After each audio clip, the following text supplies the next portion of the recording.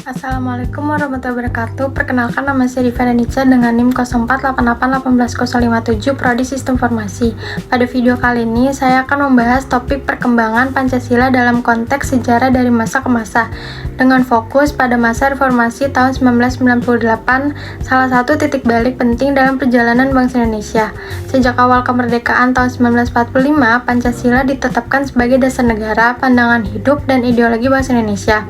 Pancasila merupakan sistem nilai yang menjadi pedoman dalam penyelenggaraan kehidupan berbangsa dan bernegara. Namun, penerapannya tidak selalu sama di setiap periode sejarah karena dipengaruhi oleh dinamika politik, ekonomi, dan sosial bangsa Indonesia. Pertama, pada masa awal kemerdekaan tahun 1945 sampai 1949, Pancasila menjadi alat pemersatu bangsa yang baru merdeka dan berjuang mempertahankan kedaulatan dari ancaman penjajahan kembali. Kemudian kedua, pada masa Republik Indonesia Serikat atau disingkat RIS tahun 1949 sampai 1950, Pancasila mengalami tantangan karena sistem federal yang menimbulkan perbedaan kepentingan antar negara. Selanjutnya, pada masa demokrasi terpimpin 1959 sampai 1965 di bawah Presiden Soekarno, Pancasila dijadikan ideologis dalam membangun semangat nasionalisme. Namun, pelaksanaannya sering terpusat pada kekuasaan politik. Kemudian masa Orde Baru 1966 sampai 1998 di bawah Presiden Soeharto menekankan Pancasila sebagai asas tunggal melalui kebijakan penataran P4. Meskipun tujuannya baik, implementasinya sering bersifat kurang membuka ruang kebebasan berpendapat. Puncak perubahan terjadi pada masa reformasi tahun 1998 ketika rakyat menuntut perubahan terhadap sistem pemerintahan yang otoriter, ketidakadilannya sosial, serta maraknya korupsi dan pelanggaran hak asasi manusia.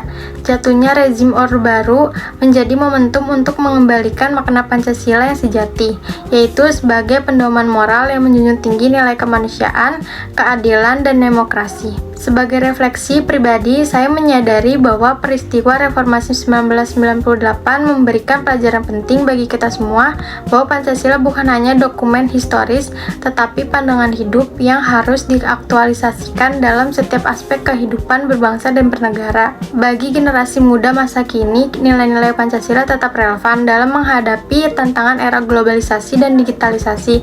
Generasi muda perlu meneladani semangat reformasi, berani bersuara terhadap ketidakadilan, menjunjung tinggi kemanusiaan. Dengan demikian, perkembangan Pancasila dari masa ke masa menunjukkan bahwa meskipun situasi politik dan sosial terus berubah, nilai-nilai Pancasila tetap menjadi fondasi yang kokoh bagi kehidupan bangsa Indonesia.